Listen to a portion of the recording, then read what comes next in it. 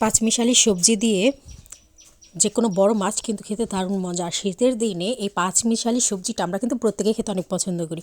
তা আমি আজকে রান্না করব সরিষার তেল দিয়ে। প্রতিদিনই আমি সরিষার তেল দিয়ে রান্না করি। সরিষার তেল দিয়ে রান্না করলে কিন্তু খাবারটা খুবই ভালো লাগে খেতে। আর সবচেয়ে বড় কথা হচ্ছে সরিষার তেলটা আমাদের জন্য স্বাস্থ্যসম্মত। যদি আমি একটু তেল বেশি খাই, আমার একটু কম খাওয়ার প্রয়োজন, কিন্তু আসলে আমি তেলটা খাবারে কম দিতেই পারি না। এটাই হচ্ছে আমার মূল সমস্যা।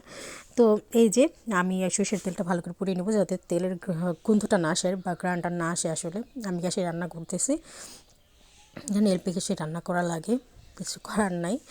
আর এই যে আমি এগুলো সব দিয়ে দিচ্ছি সুন্দর করে, দিয়ে এখন নাড়াচাড়া দিয়ে সুন্দর করে ভেজে নিব। পেঁয়াজটা লাল লাল হয়ে আসলে তারপর আমি এখানে আদার্স মশলা দিব।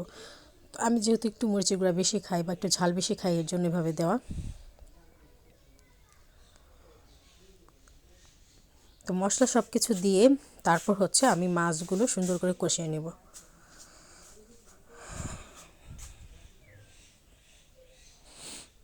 কাতলা মাছ, তো কাতলা মাছ নাজমুল এনেছিল প্রায় 2 কেজি ওজনের।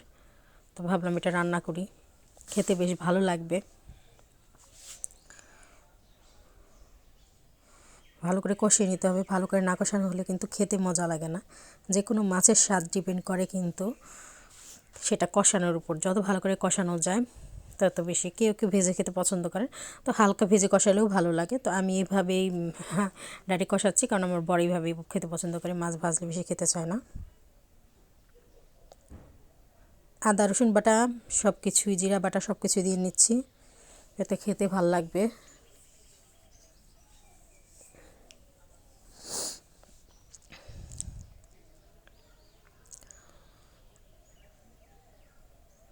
এখন একটু ভালো করে কষিয়ে নেব। দেখছেন কালারটা কত সুন্দর আসছে। তো রান্নার ভিতরে কালারটা কিন্তু অনেক ইম্পর্টেন্ট। কারণ হচ্ছে একটা জিনিস, যে কোনো জিনিস দেখতে যদি সুন্দর না লাগে, খেতে ভালো লাগবে কীভাবে? সেটা যে কোনো কিছু স্বাদেই হোক। তো এই যে মাছের আমি সুন্দর করে মশলা দিয়ে যখন কষিয়ে নিচ্ছি, একটা সুন্দর স্মেল আসছে, এখন সুন্দর একটা গ্রান আসছে মশলা থেকে। মাছটা আরও ভালো করে কষাতে হবে। মাছ যখন ভালো করে একদম কষে, যে মশলা ভিতরে ঢুকে গেছে একদম, তখন হচ্ছে আপনি মাছটাকে উঠিয়ে নেবেন। আমি সুন্দর করে ঢেকে ভালো করে কষিয়ে নিচ্ছি। এখন এই যে সব সবজি দিয়ে দেবো। মাছগুলো উঠিয়ে রেখে রাখলাম। তো এখানে আলু, তারপর হচ্ছে সিম আছে, ফুলকপি আছে। এগুলো শীতকালীন সবজি, আমার খুব ভালো লাগে খেতে। সব কিছু দিয়ে একদম সুন্দর করে আমি বেশি বেশি সবজি খেতে ভালো লাগে এই দিনে। শীতের দিনে আমি যে একটু বেশি সবজি খাই, গরমের দিনে কিন্তু অতটা ভালো লাগে না খেতে, এর জন্য আর কি।